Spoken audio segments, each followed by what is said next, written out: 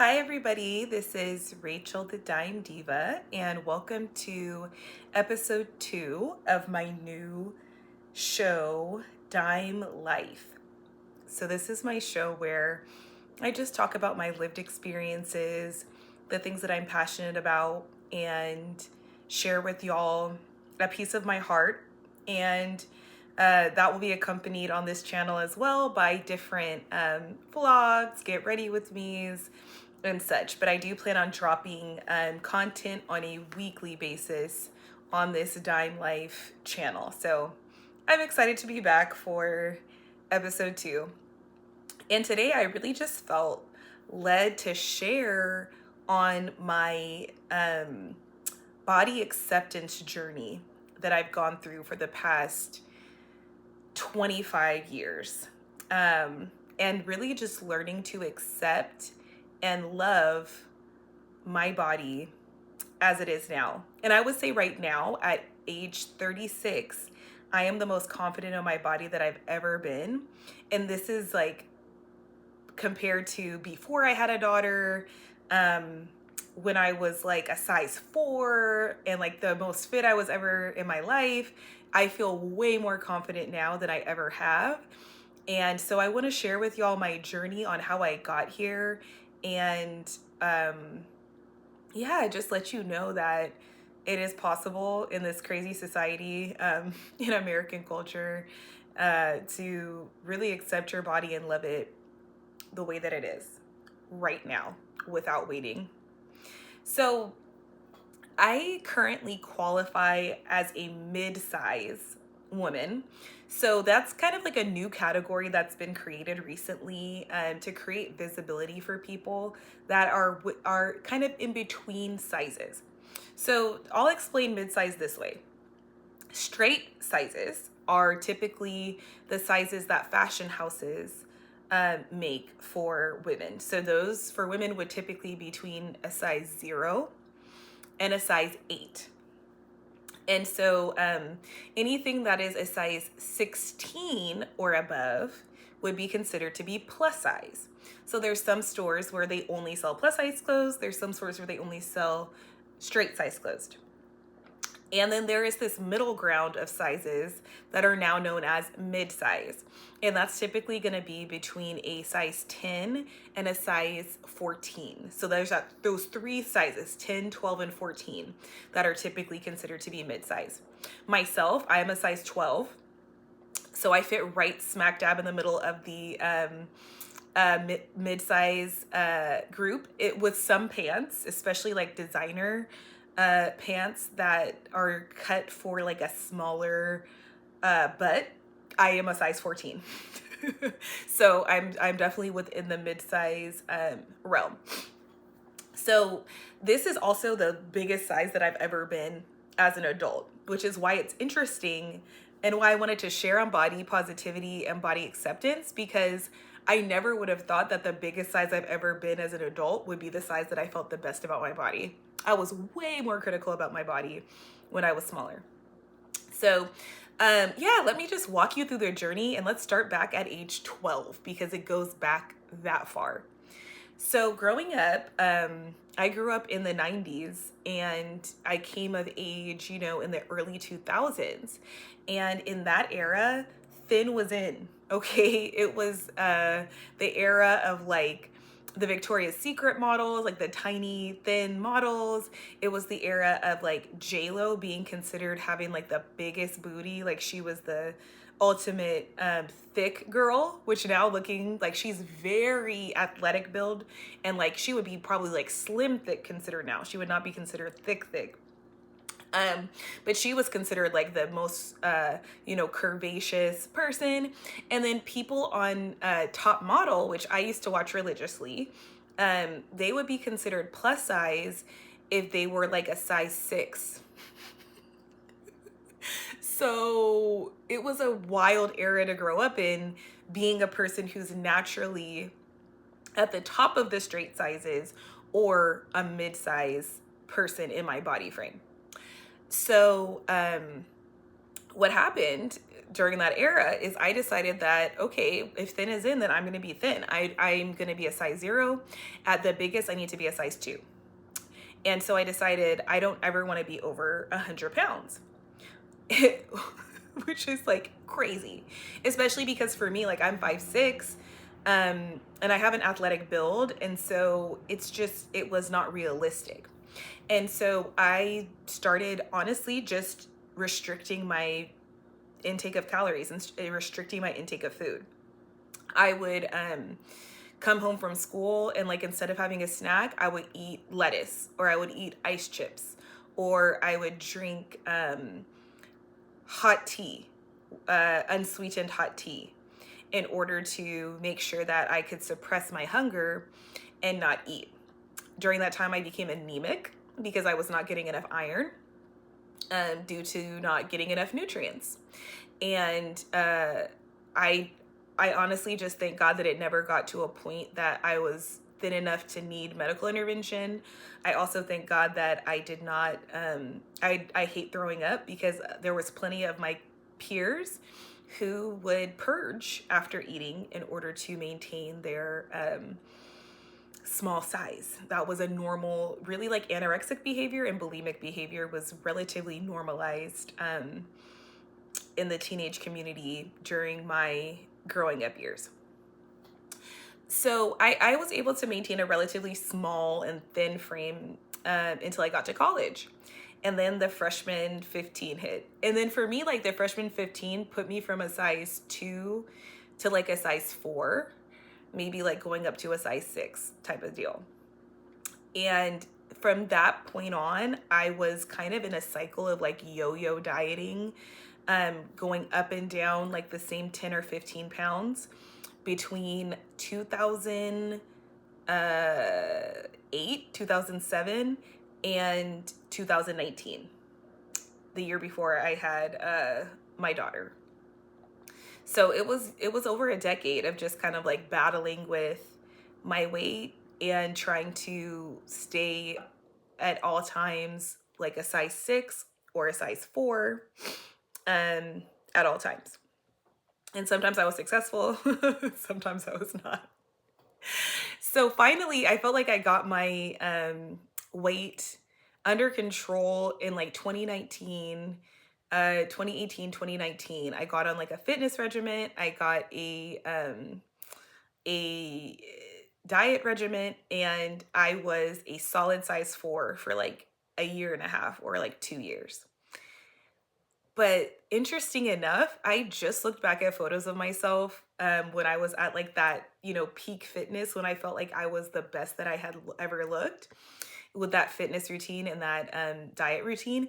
And I looked at myself and I was like, you look very gaunt. I looked very thin, very tiny. And in some pictures, I was looking like a little bobblehead because my body was so tiny with my head, like, the frame was not fitting.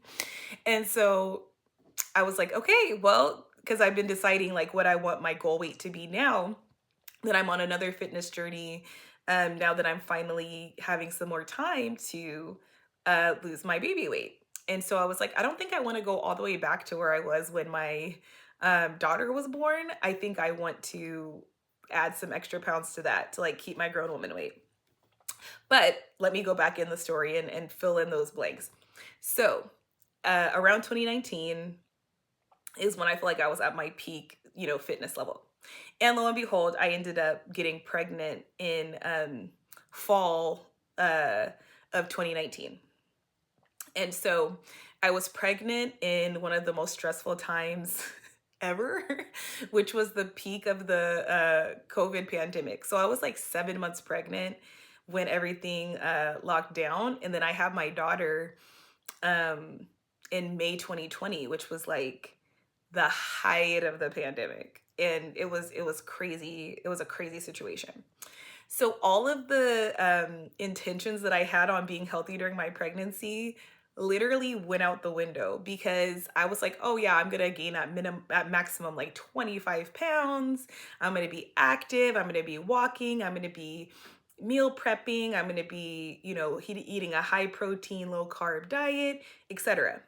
Now, mind you, what ended up happening is all the exercising and outdoor walking and all that stuff went out the window because the you couldn't go outside, right? Like we couldn't even go outside to walk. You had to like wear a mask. And then there would be like times where they didn't even want you to walk unless it was outside in your own neighborhood during the pandemic. And I lived in Van Nuys at the time, and it was just not a good walkable area. Like it wasn't the kind of area that you wanted to walk around in like that.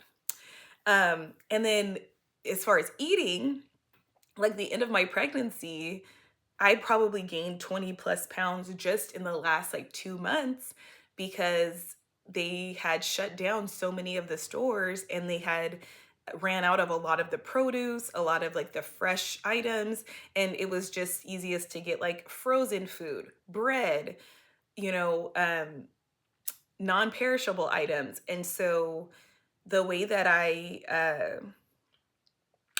actually ended up having to end my pregnancy was not as healthy as my intention was at the beginning, right? So I ended up gaining about 50 pounds or so during my pregnancy, which was about like a 5 size jump, right? I went from a 4 to a 12. Um, so that kind of tracks in terms of the 50-pound weight gain. So I have my daughter in May of 2020. And thank God, you know, the pregnancy was healthy, the delivery was safe, but I had no idea how much breastfeeding was going to affect my ability to lose weight. I was holding on to every pound, and I had heard the opposite. I had heard that like breastfeeding makes you um lose weight so quickly. No, for me, it made me ravenous. I was hungry all the time, and I was hungry for unhealthy foods or high calorie foods. And then I was also like being a new mom, I didn't understand the sleep deprivation level. Like I don't know how people do the bounce back thing because I was too tired to go to the gym. I needed to sleep. I needed to rest. And so it just wasn't in the cards for me to bounce back and lose that baby weight at that point.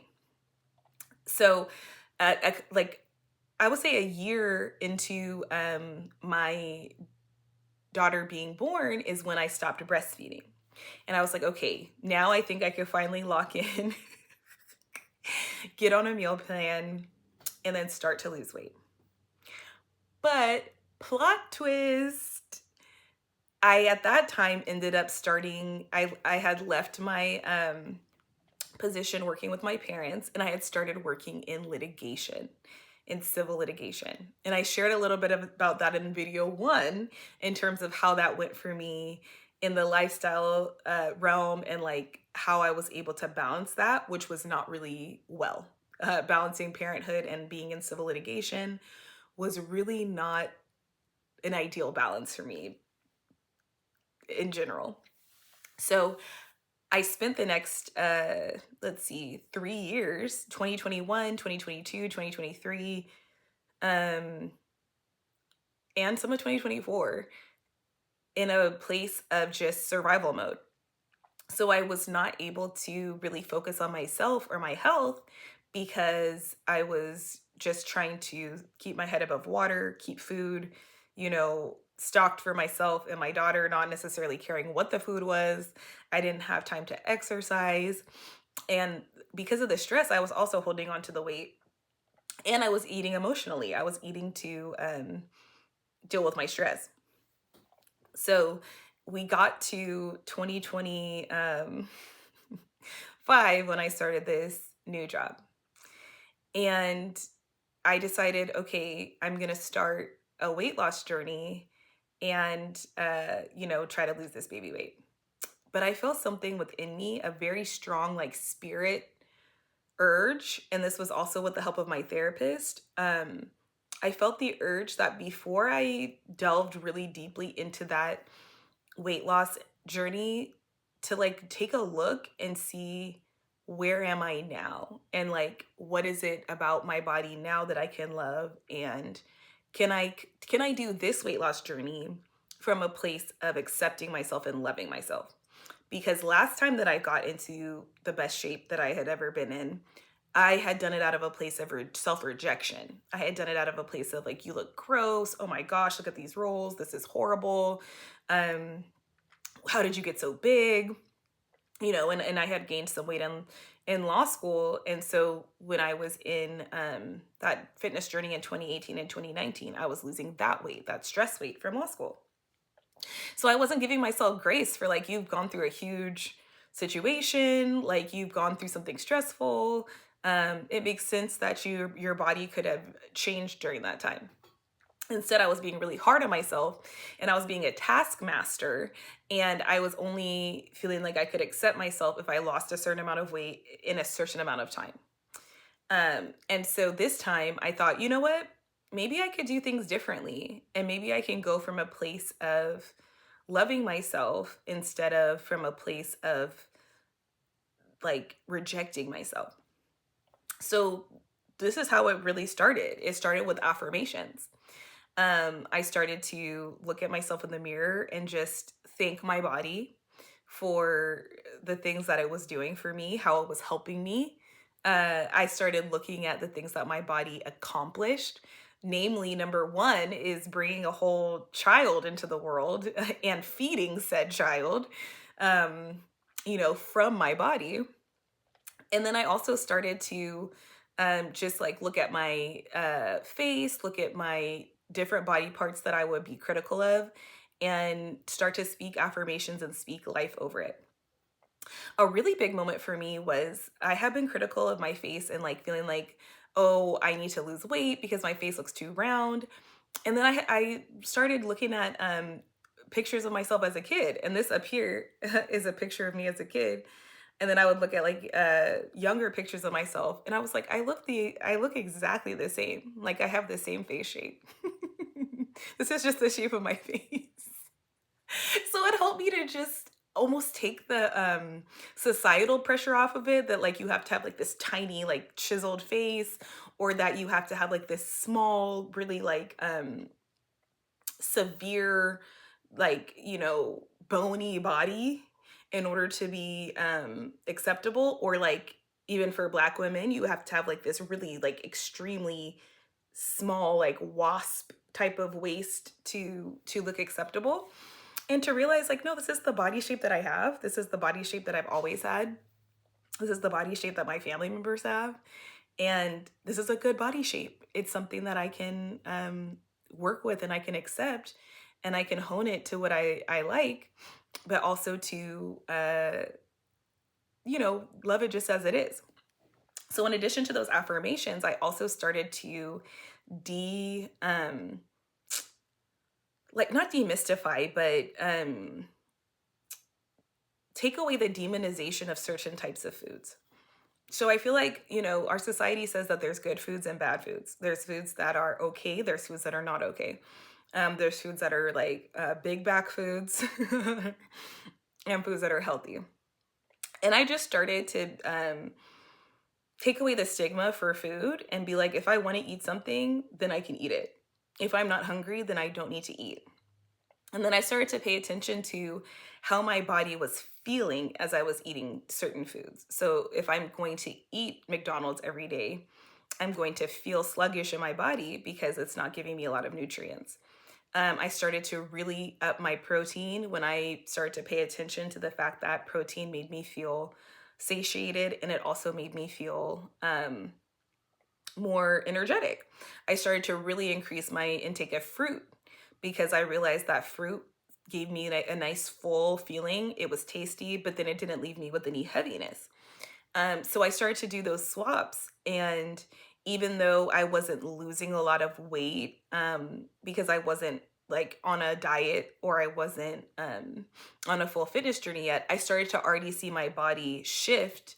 And I started to see that it was kind of like recompositioning on its own from having better fuel. And my energy level was improving.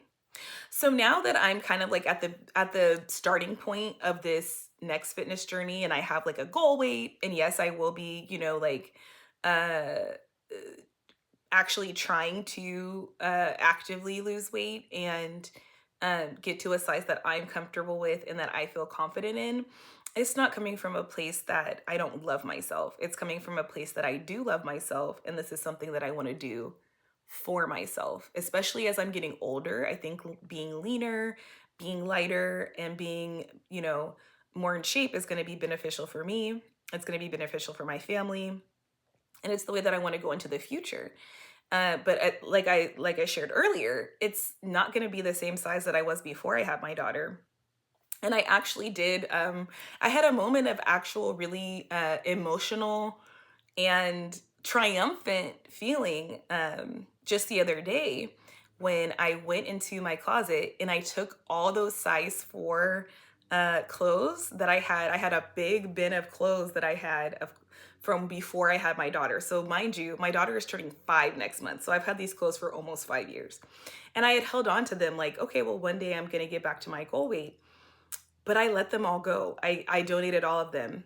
And I told myself, like, even if you do get to your goal weight, you don't need to be that small anymore. Because that obsession with being the size 4, that wasn't even the weight that I felt comfortable at. It was the weight that I felt that people wanted me to be at. And so for me, maybe I'll end up as a size 8. Maybe I'll end up as a size 6. Maybe I'll end up as a size 10. Maybe at the end of everything, I'm still going to be a size 12. I have no idea. But ultimately, I'll know that it's the weight that I feel comfortable with. It's the size that I feel like is my ideal size. And it's not going to be based on proving myself or trying to shrink in order to be more palatable to other people. So I hope this spoke to you and helps on your journey to accepting and loving yourself and your body. And thanks for letting me share this piece of my heart with you. Bye.